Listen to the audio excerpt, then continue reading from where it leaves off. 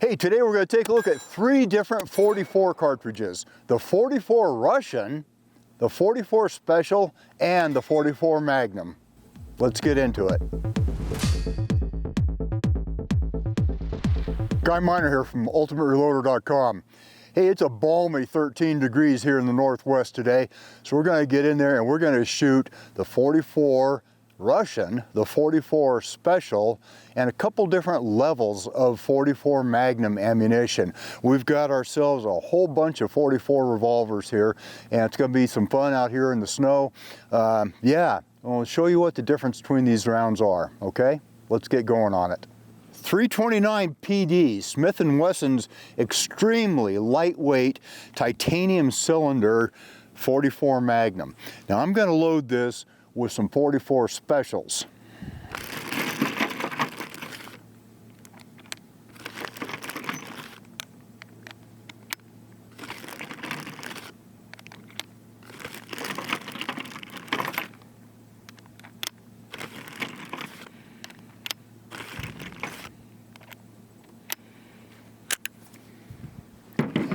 All our loads today feature Barry's 240 grain target hollow point.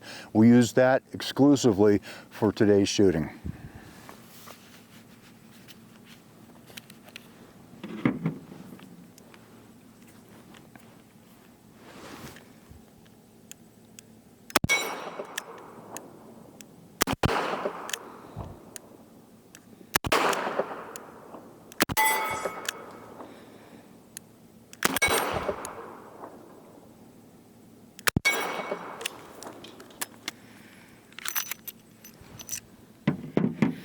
That's not bad with special level loads in it.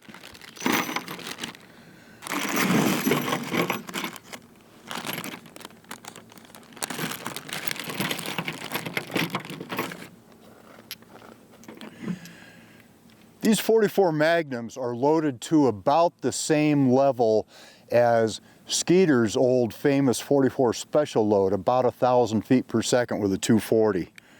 Let's see how they do in this lightweight beast.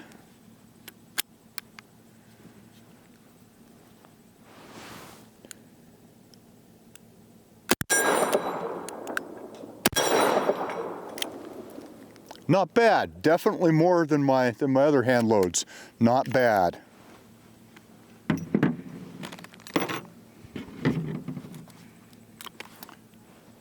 Four-inch 629.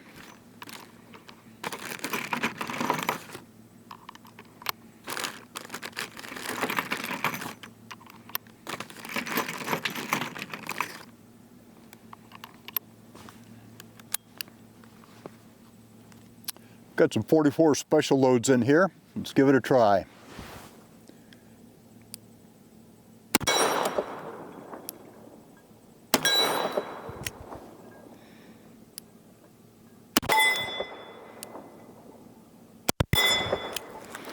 Very shootable.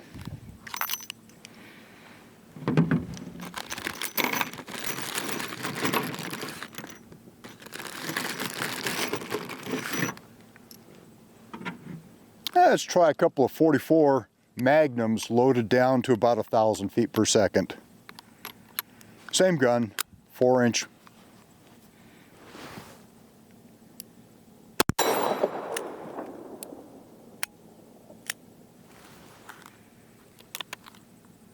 Light primer strike on that one. Try it again.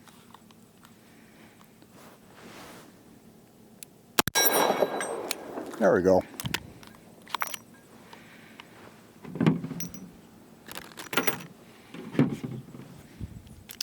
My personal favorite 44. This is a 5-inch full underlug Smith and Wesson 629 Classic.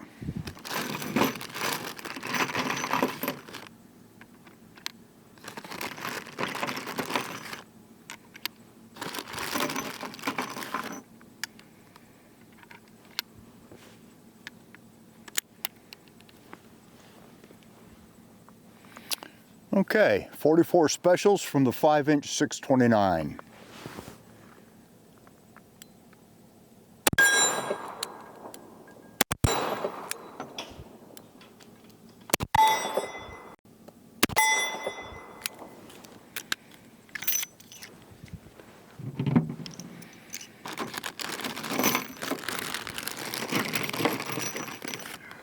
we'll put some of these lightly loaded Magnums in here, 1,000 feet per second.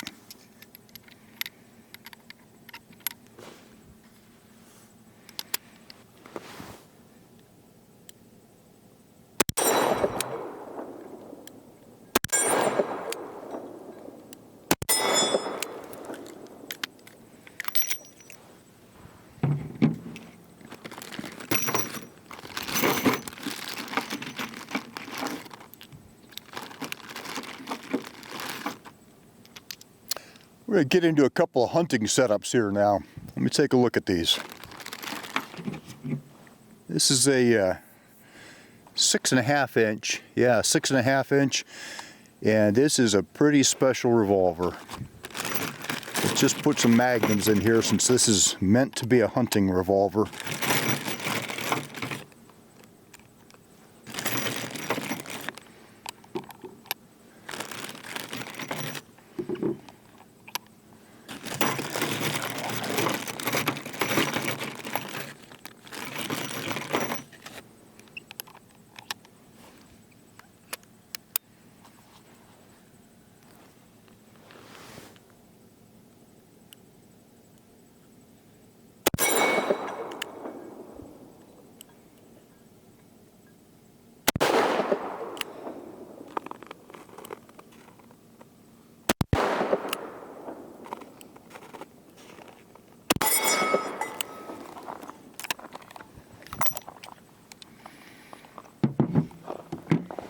Okay, then the big Ruger Super Blackhawk Bisley Hunter, topped by a Ultra Dot. These are the Magnums, the light Magnums, about 1,000 feet per second.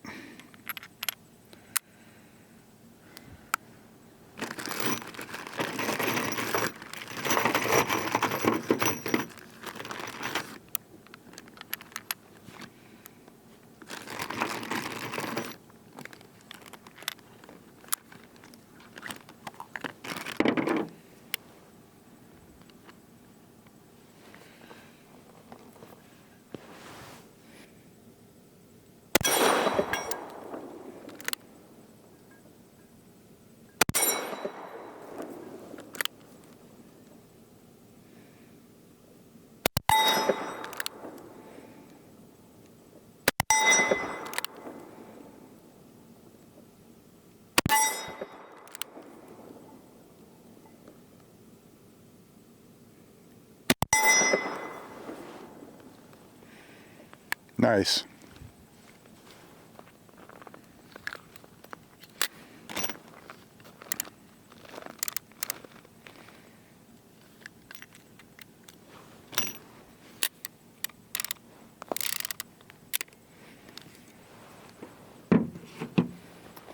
I think that's about a wrap for our shooting today. Hey, we just had some fun out there in the cold and the snow and shooting these great revolvers. We shot 3 different cartridges at and the Magnum at 2 different power levels. That was a lot of fun. Shot a bunch of different revolvers today. And let's talk about them a little bit. The 44 story starts all the way back in 1870. 1870, and that is when we got the 44 Russian. Smith and Wesson, yep, same Smith and Wesson, was really hurting right then, and they were looking to do some expansion, and they got an order to produce a bunch of revolvers for, believe it or not, the Russians. And however, the Russians came in with some things they wanted to see in their revolver cartridge, and a special revolver cartridge was worked up just for them. It was a derivative of an even older one, but that's how we got the 44 Russian. Now, what did the 44 Russian revolver cartridge do for us? Well, it laid the baseline for what later became the 44 Special and the 44 Magnum. You can use the same shell holders on all those. It's basically the same case, lengthened, and lengthened again for these different cartridges. 44 Russian. Officially, it's held to 12,000 psi, but I think that most of the loads, commercial loads and hand loads, are both held considerably lower than that. It has a case length of 0.9 inches, at least that's what I measured on the 44 Russian cases I got a hold of. And it came out with a standard bullet of 246 grains at about 750 feet per second was the factory black powder load. That was your 44 Russian way back when, and that cartridge gave us the .429 inch bullet diameter, or .430 inch some of them are made at. That all the way back then, 1870, is where that came from. Smith and Wesson chambered them in a variety of different revolvers. This one is the first model double action 44 Russian, and I was tempted to go ahead and shoot it for this, but I did some research and decided that these loads, even my mild little 44 Russian reload that I did, was, it's smokeless powder. And these old things were made for black powder. So I decided to hold off and not shoot this gun on the very good advice of a fellow named John Taffin. If you know anything about revolvers, you may have run into his writing before. The guy knows revolvers. He was the one who put out there in writing, he says, just don't shoot those old ones with smokeless powder. I said, roger that. So maybe someday I'll get a modern replica of that, both new steel, and I'll have a chance to shoot it. It does shoot, or handles pretty well. I have no idea how it shoots. I've never shot it. I've owned it for years. So that was 1870, and the 44 Russian was pretty successful. It established a good reputation as a target cartridge, and it was also useful enough for self-defense scenarios. It got improved. It got turned into the 44 Special, just kind of like a 38 Special. Case got lengthened, and interestingly, the factory power level was almost exactly the same, a 246 grain bullet and at about 750 feet per second. So nothing really special about that. Similar ballistics and just a little bit bigger case. Now, a lot of people did load those up hotter, and we can take a look at that. So yeah, 1907 I think that was, and it is rated at 15,500 psi, has a 1.16 inch case length, so a little bit longer, and those ballistics very similar to that. Now, you cannot talk about the 44 Special without mentioning a couple of really important guys. Elmer Keith, yeah, that Elmer Keith, okay, and Skeeter Skelton. They're both very, very heavily involved in the 44 Special world. We got a couple of quotes from them later. About 1955, Remington and Smith and Wesson finally gave Elmer Keith the cartridge he'd been pushing for. He wanted a hot 44 Special, and they gave him the 44 Magnum. And it is indeed much more powerful. 1955 comes out, and instead of down there at 12 or 15,000 psi, it's a 36,000 max psi. 1.285 inch case, so it will not chamber in 44 Specials, which is probably a good thing. 240 grain bullet at a factory velocity averaged at 1,760 feet per second. You're not going to get that out of a revolver. You could get that out of a carbine, say a lever action carbine, chambered in 44 Magnum. Some good quotes that I came up with when I was doing my research on this article. From Elmer Keith, the 44 was and is a superb target cartridge. Okay, Elmer says so. That's gospel. Of all the existing revolver cartridges, we consider the 44 Special to be the best. Well, that's a pretty high accolade. And then in 1936, so almost 20 years before the Magnum came out, I consider the 44 Special our finest large caliber revolver cartridge by a wide margin. In those days, Elmer was loading hot for his big bore revolvers and trying to come up with really good hunting loads, and he managed to ruin a .45 Colt.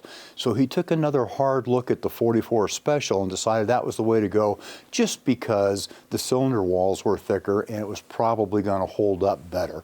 So he went ahead and did some very interesting loading for the .44 Special. It became a true favorite of his, and he was taking things well up over 1,000 feet per second with a 250 grain cast bullet. John Taffin, his quote here, "All the original .44 Russian chambered top break revolvers, whether they be single action or double action, should only be used with black powder." That's John Taffin, and I'll heed that. When we get to the .44 Magnum, well, who else to turn to than Harry Callahan?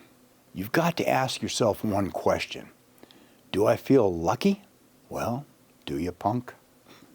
I can't do it near as good as Clint did it. Our hand loads.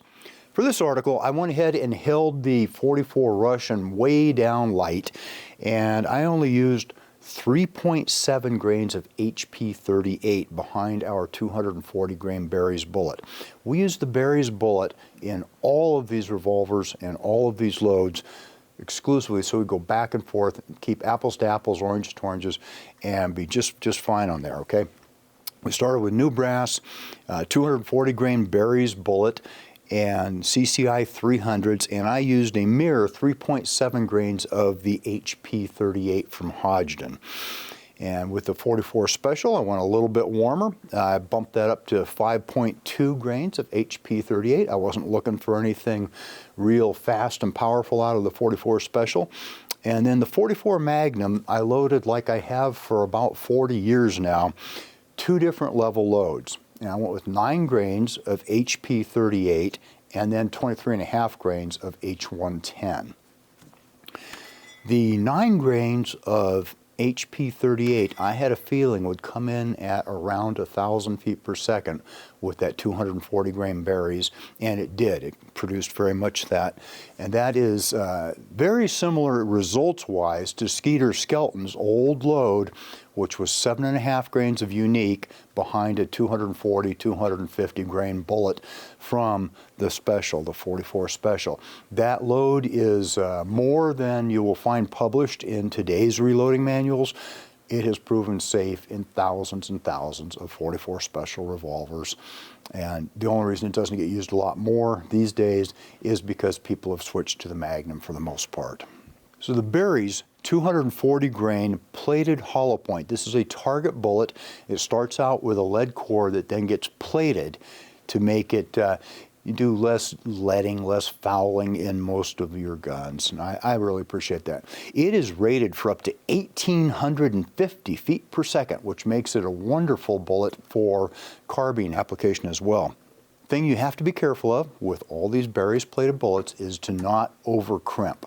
Now, whether you use a roll crimp or you use some kind of a taper crimp or a factory crimp, something like that, it doesn't really matter which one you use, just don't break that copper plating. Once you break that, then all bets are off as far as your accuracy and your bullet performance goes. Crimp it gently. That's a good rule of thumb. That bullet is intended as a target practice bullet, and that's exactly what it's designed for. It's a hollow point, but it's a hollow point target bullet. And it's available in either a 200 or 500 count box from Barry's. Chose Hodgdon's HP 38 powder for both the .44 Russian, the .44 Special, and our lower end .44 Magnum loads for today's shooting. It's a spherical powder. It's particularly good for low and mid-range loads. And it took the standard large pistol primers. In this case, I used the Winchester ones. It is identical to Winchester 231. The loads for it are the same, and it performs the same. It's the same stuff. Very, very good powder, and it did exactly what I was hoping it would do today. In contrast, we did shoot some of the H110 loads, and those are bucking Broncos. They have a lot of power. They're up there 200 feet per second faster in the Magnum than what I was getting out of my HP 38 loads, and they made the old hand smart a little bit out there shooting in the cold, and it worked out really, really well. So let's talk about the guns a little bit. Already mentioned the old 44 Special, or 44 Russian, Smith and Wesson here. Pretty advanced for the time. You get to take a look at this, and one of the big advantages it had over many other revolvers, single action revolvers back then that you had to unload one round at a time. This one, we could break it open and it would lift all of those right on out of there and send them on the way, speeding up your reload time quite a bit. I don't know if anybody had anything like our modern speed loaders back then, but even without them, it'd be pretty fast to load that since all 6 cylinders are exposed, and then back up and in action. Pretty darn nice revolvers, a comfortable grip, and this one is double action. This is their Smith and Wesson's first model, double action, and this one's actually in pretty darn good shape, despite the fact that it's got a lot of wear and tear on it from at least 125 years of service now. Interesting revolver.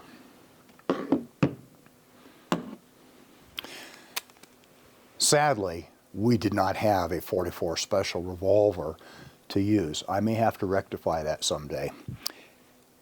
First of the Magnums that we picked up today, 44 Magnum, is Smith and Wesson's 329 PD, and it is made of alloy frame, very lightweight, and a titanium cylinder. This thing weighs less than 30 ounces, super easy to carry, and it's a good option for somebody who wants to carry a gun when you're hiking, when you're fishing, maybe when you're hunting with a rifle or a bow or what have you, but you want to have that big bore revolver along in case you need a gun, in case you need to defend yourself against something. Let me tell you, this thing is wonderful with up through that 1,000 foot per second 44 Magnum load. That feels pretty good. The other stuff, of course, felt fine.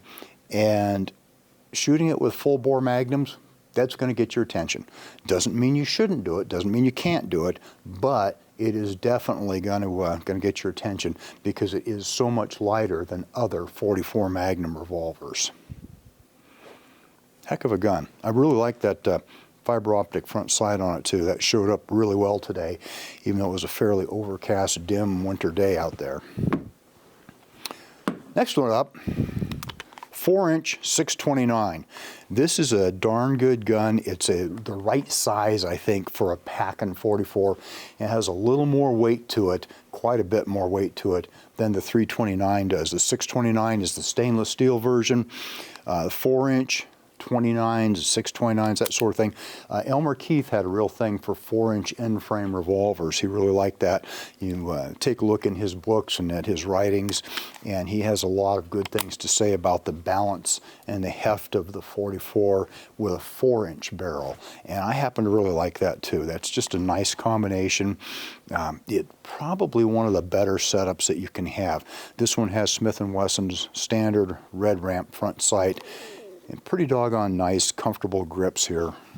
This is a very good all-round revolver. If I could have just one 44, something like this would be high on the list. However, I've gone through quite a few 44s over the past 40 years or so. And what I've settled on here recently is a pair of them. I've had this one about 15 years. This is my 5-inch 629 Classic, and I got to admit, I really enjoy this thing. This is my all-round favorite 44 for me to shoot. It's a little heavier and a little bulkier than the 4-inch version, but it's got a little more heft out there on the end, makes it a little more comfortable to shoot with the heavier loads. I like the slightly longer sight radius that you get with a 5-inch barrel. I've put a Dawson front sight on here, which is fiber optic. That seems to have helped quite a bit. Very, very nice on dim days like today. Put some nice Altamont grips on here, and I've got myself a Simply Rugged holster from Rob Leahy, and that is a great way to carry this big beast too.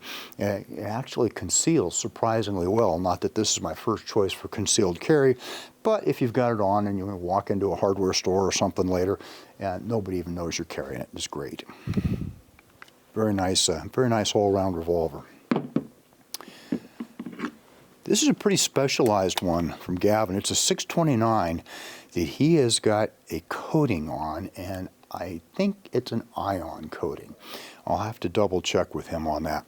At any rate, it is very, very nice, and he's got it set up with a Bushnell red dot. I noticed when I was shooting the 1,000 foot per second mild 44 Magnums through it that it had extremely easy recoil to deal with. 6.5-inch barrel adds a lot of weight out front, and then the really comfortable grips here help a lot with that too. I think this revolver would be excellent for hunting applications, which is exactly what he's got it set up for. About a year and a half ago, I treated myself to the first Ruger revolver I'd had in a while, and this is one that I got picked up used. It belonged to the late Bob Bear, got out of his collection, which was pretty interesting, and Bob did a little bit of work to this before I ever saw it. This is the 7.5-inch barreled Super Blackhawk Bisley Hunter. It comes with a set of rings.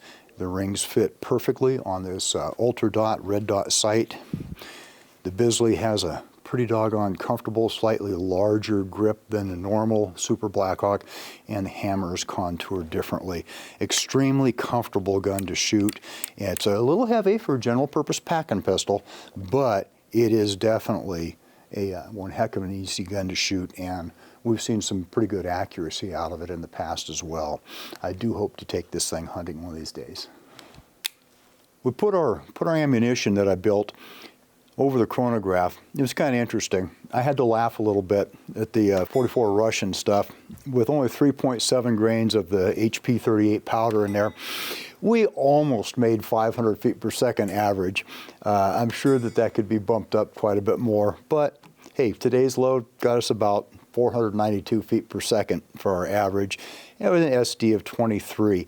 None of our SD figures today were very good, and I got a feeling that the 13-degree temperature out there had something to do with that. I'm not sure, but it's got me wondering.